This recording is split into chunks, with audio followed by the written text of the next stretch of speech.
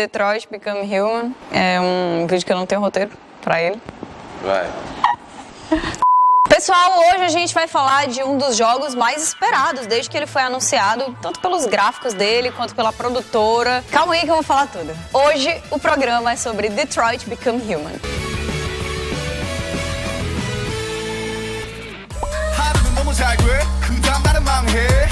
Esse é um jogo da Quantic Dream responsável por jogos como Fahrenheit, como Beyond Two Souls, como Heavy Rain, coisas que marcaram muito a época. Acho que Heavy Rain, principalmente, é uma coisa que chegou e todo mundo prestou atenção naquilo ali. É um jogo que, se você teve o PS3 e não jogou, você tá perdendo bastante. Beyond Two Souls tem a Ellen Page. Pontos positivos. Tá. Desde que o trailer do jogo foi mostrado na E3, todo mundo ficou chocado em como os gráficos eram maravilhosos. Maravilhosos mesmo. São atores conhecidos. Isso porque a Quantic Dream seguiu aquele trend que eles tinham já estabelecido com a Ellen Page em Beyond Two Souls, de pegar atores reais pra fazer esses personagens principais nos jogos. Aqui a gente controla 3 androides. O Marcus, que é interpretado pelo Jesse Williams, de Grey's Anatomy. A Kara, que é interpretada pela Valerie Curry, de Bruxa de Blair. Maravilhoso. E o Connor, que é interpretado pelo Brian Deschar, não sei qual é o seu nome, mas se você quiser me ligar para dizer qual é a pronúncia correta, vai ser ótimo. Esses 3 androides têm vidas bem diferentes nesse mundo de Detroit. Vamos falar de cada um deles agora. A Kara é como se fosse um androide que funciona como uma diarista, um ajudante dentro de casa, mas também uma babá, várias dessas coisas juntas. Ela é um androide doméstico. Ela vive em uma casa com um pai solteiro que é viciado em drogas e que cuida de uma filha pequena, bem pequena mesmo. E eventualmente a gente já sabe tal que a Kara vai se tornar a guardiã dessa menina, entendeu? É um arco que eu normalmente não gosto muito porque eu não curto essa coisa de cuidar de criança em jogos de videogame. Não, na vida real eu adoro cuidar de criança. Mas ficou bem legal, eles conseguiram fazer coisas muito boas, apesar de que a criancinha, a Alice, na minha opinião, não tem carisma nenhum. Mas ficou legal ainda assim, porque a Kara é ótima. O Marcus, ele é um androide também doméstico, mas ele é um ajudante de um grande artista, um grande pintor, que é super gente boa, melhor ser humano que aparece nesse jogo até esse ponto, que trata ele como um ser mesmo, que tem a sua própria individualidade, que encoraja esse pensamento livre por parte do Marcus e tenta fazer dele uma coisa mais do que só uma máquina, mais do que só um androide. Ele é ótimo, o Marcus é muito sortudo. Resumão. E aí chegamos ao Connor, meu androide preferido, melhor pessoa. Eu amo muito o Connor, sério, já me descontrolei aqui.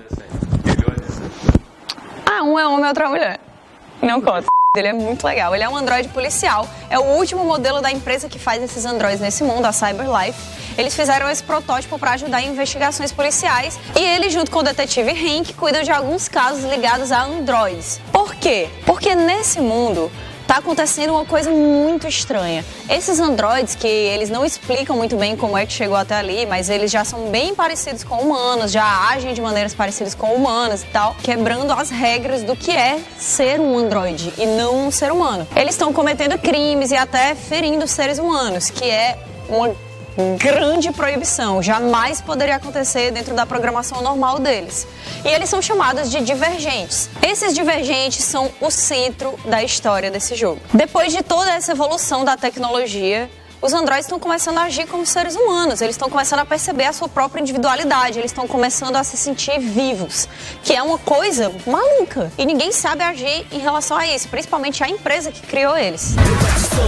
Sério, meu café tá tão gostoso, é um café com leite. Daí a investigação do Connor começa, ele tem que encontrar esses divergentes junto com o Hank para saber o que é que eles estavam fazendo, o que é que motivou eles, quais são os pontos em comum entre um crime e outro, para ele entender como corrigir aquilo. Vou dar um contexto pra vocês de como é que tá o mundo nessa época. A história se passa nos Estados Unidos, onde androides são legalizados e eles estão em todos os cantos.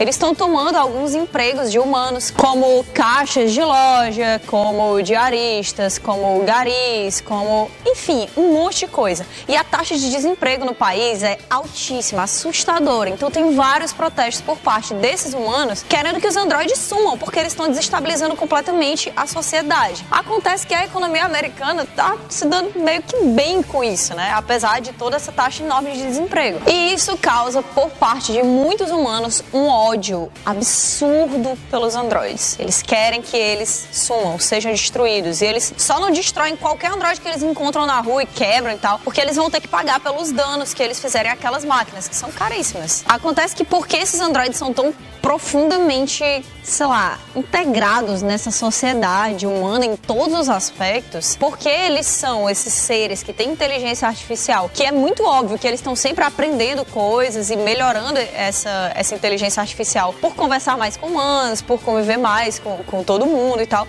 Eu acho que é bem óbvio que em algum ponto eles vão chegar naquela que é uma das maiores perguntas que a gente tem já há tantos anos, né? Será que em algum momento as máquinas vão desenvolver uma consciência e ser um problema para nós humanos como raça mesmo? E é isso que acontece, é sobre isso que esse jogo fala. Só que aqui, apesar disso tudo ser um clichê, dessa coisa de as máquinas vão dominar o mundo, elas criaram consciência e agora a sociedade humana está em perigo. Tudo bem, é clichê, ok. Só que aqui a gente vê o lado dos androides e a gente vê os sentimentos deles enquanto eles estão passando por todas essas perguntas, né? Será que essa maneira que a gente é tratado é correto? Será que isso tudo vale a pena? Será que não tem um jeito melhor pra gente de viver? Será que eu não tenho o direito de ter algumas outras coisas que agora não estão me dando dentro dessa sociedade? Eles começam a se fazer essas perguntas que não são muito naturais pra esse tipo de ser, né? Se é que a gente pode chamar de ser, porque na verdade é uma máquina.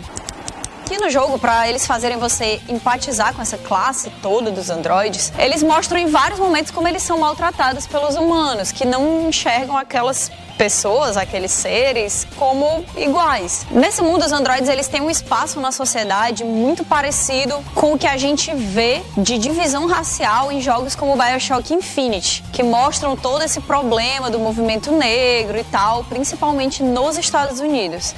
Aqui eles têm um espaço separado dentro do transporte público, tem certos ambientes que eles não podem entrar, e esse paralelo é feito constantemente pela Quantic Dream, e parece bem proposital, que é uma coisa que eu, pessoalmente, não acho que seja tão legal assim, porque eu não acho que seja saudável fazer um paralelo entre androides, que são vidas sintéticas, e dizer que eles estão querendo ser vistos como nós, seres humanos, como iguais, versus uma coisa que realmente são iguais versus iguais. Pra mim não faz tanto sentido assim, mas eu entendo o ponto deles. Eu sei que é uma maneira muito inteligente de fazer você empatizar com o que eles estão sentindo. E sei lá, faz todo sentido. Então a gente tem aqui casos de androides que são espancados por seres humanos, por uma pequena raiva. A própria Kara é um desses casos, né? O dono dela, aquele pai solteiro, de família, drogado e tal, em algum momento ficou com muita raiva por uma coisa que estava acontecendo, espancou a Kara até ela perder, o programa dela foi completamente quebrada e ela teve que ser reiniciada e perdeu toda a memória dela de tudo que tinha acontecido antes, de tão pesada que foi a surra que ela levou. A gente tem casos de alguns deles que contam que foram arrastados, pendurados em carros porque os humanos queriam se divertir, vendo eles serem destruídos e sofrerem. A gente tem também androides que foram criados e trabalham com prostituição do início até o fim desse ciclo de utilidade deles, que seria a vida. E tudo isso sem eles escolherem, né? Eles só podem seguir essas regras. Parece muito em Matrix. O próprio Marcus e a Kara estão dentro disso. O Connor também. Mas com o Marcus e a Kara, a gente tem a oportunidade de ver o momento em que tudo muda. Porque eles estão ali na convivência muito forte com humanos e eles recebem essas ordens constantemente, mas em algum momento os donos falam pra eles fazerem alguma coisa que não faz sentido, que é muito errado e que pode mudar tudo pro bem ou pro mal. Onde era que eu tava? No caso do Marcus, o filho do dono dele aparece lá e ele é um adulto, né? Já não é mais nenhuma criança, muito problemático, também drogado, que quer destruir a fortuna do pai porque quer usar esse dinheiro pro próprio benefício enquanto o pai ainda tá vivo, e é um velhinho muito fofinho e muito doentinho. E no caso da Kara, acontece quando o dono dela... Estranho falar isso, eu respeito tanto eles como seres, que é horrível dizer o dono deles.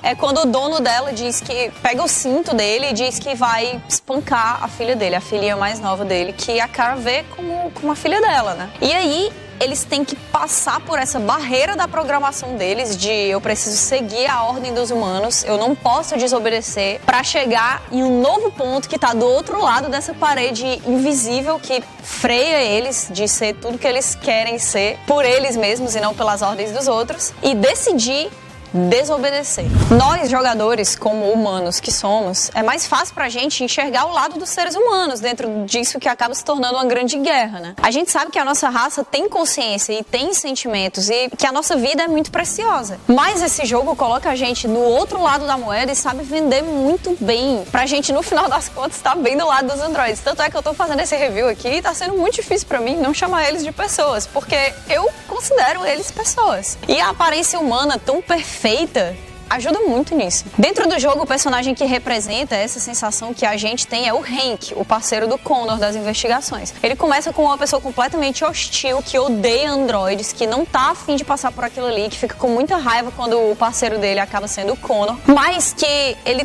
tem um coração que pode ser aberto se você for sincero com ele, se você não tentar puxar saco, e ele vai entendendo aos poucos o que é que aquela vida androide realmente significa, o que aqueles seres sentem, e até aceitando que eles têm sentimentos, né? Porque até isso é um grande desafio para as pessoas aqui. O estilo narrativo do jogo segue o que a gente já conhece da Quantic Dream e que a gente viu, sei lá em Heavy Rain. Isso aqui é muito igual. A gente tem vários personagens e a história fica entrecortada entre eles. A gente vê o lado de um, e aí tem um capítulo de uns, sei lá, 30 minutinhos ali, daí ele chega ao final, fica muitas vezes um cliffhanger, né, aquela coisa de, eu quero saber como é que isso aqui vai acabar e tal, mas você só vai saber quando voltar pra aquele personagem, porque depois dali você chega à história de outro. E é muito bom quando essas narrativas se encontram, por exemplo, quando você vê o Connor dentro de uma cena e você tá na parte da história da Kara. É muito divertido, porque você fica em um momento difícil, sabe, que o Connor tem interesses muito diferentes dos da Kara, que tá querendo fugir enquanto ele tá querendo capturar ela. E aí você tem que controlar um e outro, e você meio que quer que o Connor consiga fazer o que ele precisa fazer, mas ao mesmo tempo quer que a Kara consiga fugir, e aí você fica naquela coisa de que lado eu estou, o que eu devo fazer aqui. É muito difícil pra mim. Tô louca. Não, sei não. Eu tomei muito café. E a mecânica também é aquela nossa velha conhecida, de pressionar botões em Quick Time Events, que a gente também já viu nos outros jogos da Quantic, e que o jogo inteiro parece uma grande cutscene controlável, não só porque ele é ridiculamente bem feito, mas porque você não vê tanta quebra assim nas cenas que são cinemáticas versus a parte que você tá jogando mesmo. Peraí. E por que o jogo é assim? Ele entra em dois pontos. Primeiro, que você não precisa ter tanto conhecimento, tanta habilidade mecânica pra jogar, né? Não é como se fosse, sei lá, um jogo de plataforma que você precisa ter noção de espaço, precisa ter noção de time, de eu vou pular aqui pra não cair nesse abismo, fazer tal coisa. Ele não é como um jogo de FPS que depende bastante de precisão nos controles para você conseguir mirar e atirar. Não, ele é bem fácil de indicar para qualquer pessoa que não joga videogame, que gosta de série, que gosta de acompanhar histórias, que gosta de personagens profundos e tudo mais. Só que o segundo ponto é que você percebe que como as coisas acontecem muito rápido, ele quer que você aperte bola, depois R2, depois L1, depois quadrado, você entende que se a pessoa não souber exatamente onde é que estão os botões do controle, ela vai se embananar ali em alguma hora e não vai dar muito certo para ela. E outra coisa que eu não acho tão legal nesse tipo de jogo é que muitas vezes eles dependem do sensor de movimento do controle do PlayStation, que pra mim é um problema enorme, porque é um saco. Às vezes eles querem que você pegue o controle e faça um movimento pra baixo, e aí você faz, o controle não reconhece, e você acaba perdendo um ponto ali na história que você super teria acertado se não tivesse essa droga desse controle, que não se mexeu direito. Mas pra todas essas pessoas que ou se impacientam com esses problemas do controle do PlayStation, ou não conhecem o controle tão profundamente, ou estão mais interessadas na história do que nesse desafio de conseguir apertar esses botões e fazer essas coisas em momentos de tensão real que o jogo sim oferece pra você, tem também um modo casual.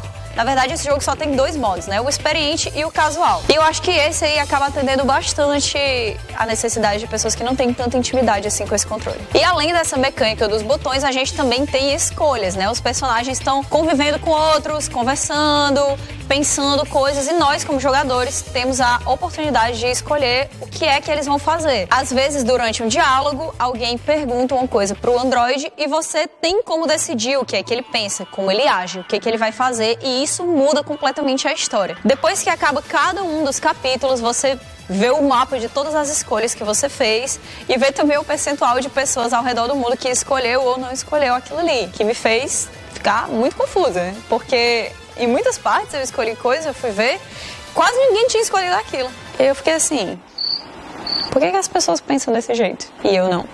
Agora vamos aqui pro geralzão. Eu indico Detroit pra qualquer pessoa comprar e tal, porque eu sei que o jogo é um investimento. E a minha opinião é que sim, você deve comprar esse jogo. A história é muito boa, os personagens são muito bons, você fica se perguntando sobre tudo em vários momentos.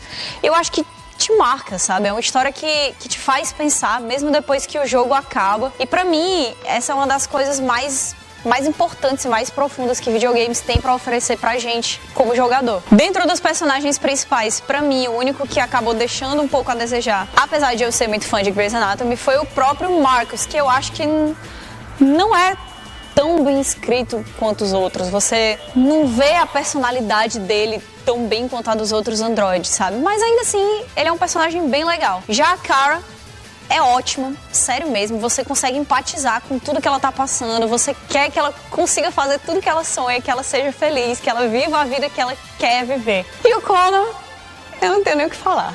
Não tenho nem o que falar porque eu amo aquele homem. Ele é incrível. Ele e o Hank são mais legais desse jogo. Eu, honestamente, me apaixonei. É muito fácil gostar daqueles personagens e você se envolve fazendo essas escolhas. A Quantic Dream, maravilhosa como sempre. Fora que aqui a gente tem dublagem e legenda completamente em português do Brasil, incluindo, meus amigos, tudo. De expressões a palavrões, a pessoas que estão dublando com sentimento. Ficou muito bom. Ô, merda, tá fazendo o quê? Estou analisando o sangue. Posso ler amostras em tempo real. Desculpe, eu deveria ter avisado. Esse jogo é espetacular. Com certeza vai ser um dos jogos do ano. E vai ser um dos jogos que marca o PS4. Por que não, né? Vale lembrar que o jogo é um exclusivo do PlayStation 4. E também, se você for comprar Detroit, é legal saber que ele tem cerca de 10 horas de gameplay. Ele não é um jogo muito longo. Ele é um jogo pra você pegar em um final de semana, se dedicar, principalmente depois que a história engata, e só maratonar como se ele fosse uma série, porque é basicamente isso que ele é. Quão aleatório foi isso?